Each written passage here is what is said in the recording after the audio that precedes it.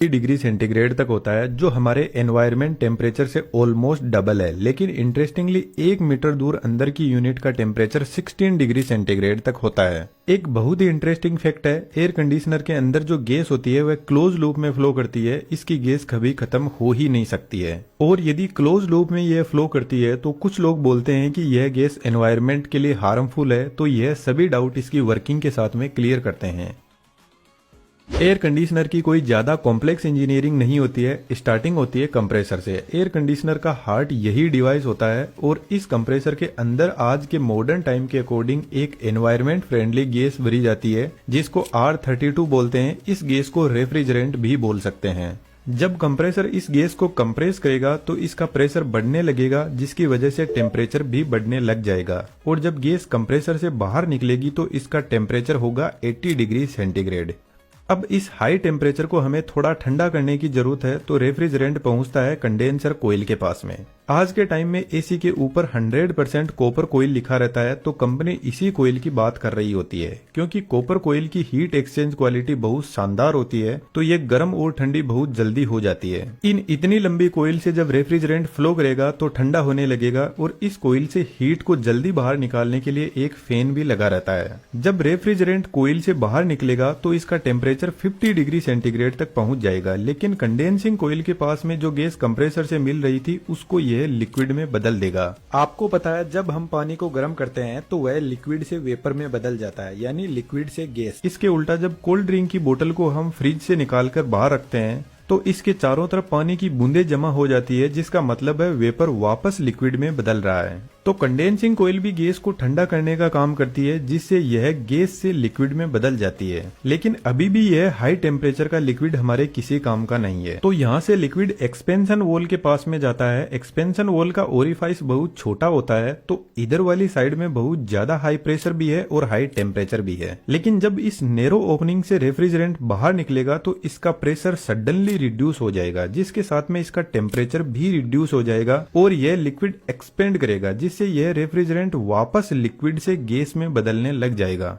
लेकिन यहाँ पर लिक्विड 100% गैस में नहीं बदल पाता है। यह वॉल ठीक एक वाटर स्प्रे की तरह काम करता है। वाटर स्प्रे भी बेसिकली वाटर को वेपर में बदल देता है, और यह काफी ठंडे भी होते हैं। गर्मियों में छत पे रखी टंकी का पानी बहुत ज्यादा गर्म हो जाता है, तो उसको ठंडा करने के लिए शावर से आपको पानी का टब भरना होगा, और आप देखना पानी का टेम्परेचर काफी रिड्यूस हो जाएगा। अब यह एकदम ठंडा रेफ्रिजरेंट जाता है हमारे रूम में लगी हुई इवेपोरेटर कोयल के पास में। यह कोयल भी कॉपर की ही बनी होती है, जो हीट एक्सचेंज का काम करती है।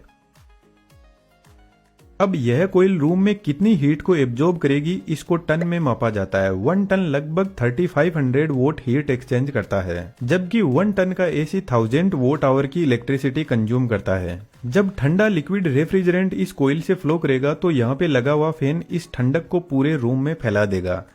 जिस तरीके से कोल्ड ड्रिंक की बोतल के चारों तरफ पानी इकट्ठा होता है, ठीक वैसे ही इवेपोरेटर कोयल काफी ठंडी होती है, तो इसके चारों तरफ भी वाटर के वेपर इकट्ठा होने लग जाएंगे, जिनको साइड में कलेक्ट करके इस पानी को बाहर निकाल दिया जाता है। इसी फंडे को यूज में लेकर बारिश के मौसम में बहुत ज्यादा नमी हो जाती है, तो एयर कंडीशनर रूम के अंदर की नमी को भी सोख कर बाहर निकाल देते हैं, और ऐसा हम कर रही है। लेकिन रूम की जो गर्मी है उससे इसमें फ्लो हो रहा रेफ्रिजरेंट धीरे धीरे वापस गर्म होने लगता है। और अभी मैंने आपको बताया कि एक्सपेंशन वॉल लिक्विड रेफ्रिजरेंट को 100% वेपर में नहीं बदल पाता है, तो रूम के अंदर जो गर्मी है उससे रेफ्रिजरेंट वेपर में बदलने लग जाता है। लेकिन जब रूम ठंडा हो जाता है तो यह कोयल भी इस रेफ्रिजरेंट को पूरा वेपर में नहीं बदल पाती है। अब इवेपोरेटर कोयल से यह मिक्स्ड लिक्विड और वेपर पहुंचता है कंप्रेसर के पास में, और जैसा कि इस डिवाइस का नाम ही कंप्रेसर है, तो इतना तो हम दिमाग लगा सकते हैं कि सिर्फ गैस को ही कंप्रेस किया जा सकता है, लिक्विड कंप्रेस नहीं होता है। और बाई चांस ये लिक्विड कंप्रेसर में पहुंच गया तो कंप्रेसर ब्लास्ट कर जाएगा, और ब्लास्ट नहीं हुआ तो कंप्रेसर के अंदर capacitor start single phase induction motor लगी रहती है, वह जल जाएगी लिक्विड से। तो हमें कंप्रेसर को सेफ रखना बहुत ज्यादा जरूरी है। तो एक्चुअल में एक्सपेंशन वॉल कुछ इस टाइप का होता है और ये जस्ट इवेपोरेटर कोयल के पास में लगा रहता है। इसमें नीचे से हाई टेम्परेचर और प्रेशर वाला लिक्विड आ रहा है और जब यह इस नेरो एरिया से पास करेगा तो वेपर में बदल जाएगा। एक्सपेंशन वॉल बेसिकली यहाँ पर जो ओपनिंग है उसको कंट्रोल करता है। यदि यह रेफ्रिजरेंट को बहुत कम एरिया से पास करवाएगा तो कुछ ही रेफ्रिजरेंट वेपर में बदल पाएगा, जिससे इवेपोरेटर कोयल कम ठंडी होगी। और जितना ज्यादा रेफ्रिजरेंट यहां से पास होगा उतना ही रूम टेम्परेचर डाउन होता जाएगा। वॉल में ऊपर की तरफ एक डायफ्राम लगा रहता है और यही डायफ्राम इस रोड के थ्रू यहां से फ्लो हो रहे रेफ्रिजरेंट को कंट्रोल करता है। और इस डायफ्राम को कंट्रोल करने के लिए कुछ एक हीट सेंसिंग डिवाइस इवेपोरेटर कोयल के बाहर की तरफ एग्जिट पर लगी रहती है। इसमें एक लिक्विड होता है जो काफी हीट सेंसिटिव होता है और इस हीट सेंसिंग डिवाइस के लगाते ही एक्सपेंशन वॉल का नाम बदलकर हो जाता है थर्मल एक्सपेंशन वॉल। मान के चलते हैं आपने एसी को 16 डिग्री सेंटीग्रेड पर सेट कर रखा है। जैसे ही रूम का टेम्परेचर 18 डिग्री सेंटीग्रेड पर पहुंचेगा तो इस हीट सेंसिंग डिवाइस में जो लिक्विड है वह गर्म होकर वेपर में बदलेगा और डायफ्राम के ऊपर फोर्स लगाएगा, जिससे ज्यादा रेफ्रिजरेंट पास होगा और कोयल ज्यादा ठंडी होगी। कोयल ज्यादा ठंडी होगी तो रूम की हीट को ज्यादा एब्जॉर्ब करने लगेगी और इस हीट से कोयल के अंदर जो पूरा रेफ्रिजरेंट है वह वेपर में बदलने लग जाएगा और हमारा कंप्रेसर एकदम सेफ रहेगा।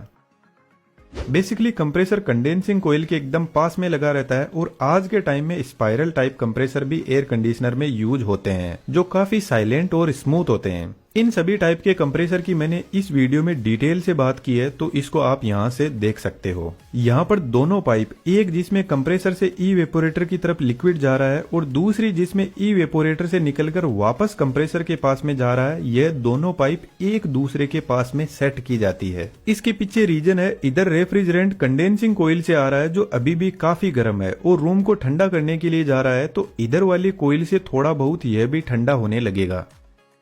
और इधर वाली कोयल से रेफ्रिजरेंट कंप्रेसर के पास जा रहा है तो यह गर्म होकर पूरी तरीके से वेपर में बदलने लगेगा, जिससे ओवरऑल एयर कंडीशनिंग की एफिशिएंसी बढ़ती है। अब एक सबसे इंपॉर्टेंट क्वेश्चन, वीडियो को पॉज करके कमेंट में जरूर से लिखना, क्या आप बता सकते हो कि यहाँ पर कौन सी डिवाइस है जो कूलिंग को कम ज्यादा कर रही है? यदि आपका आंसर थर्मल एक्सपेंशन वॉल है तो आप गलत हो। थर्मल एक्सपेंशन वॉल बेसिकली यह डिसाइड करता है कि कंप्रेसर के पास में लिक्विड पूरी तरीके से गैस में बदल कर ही जाना चाहिए। यहाँ पर बेसिकली टेम्परेचर को कंट्रोल हमारा कंप्रेसर ही करता है। जब हम एयर कंडीशनिंग के टेम्परेचर को कम ज्यादा करते हैं तो बेसिकली हम कंप्रेसर की मोटर की स्पीड को कम या ज्यादा कर रहे होते हैं। जितना ज्यादा कंप्रेसर रेफ्रिजरेंट को पंप करेगा उतनी ही ज्यादा कूलिंग होगी।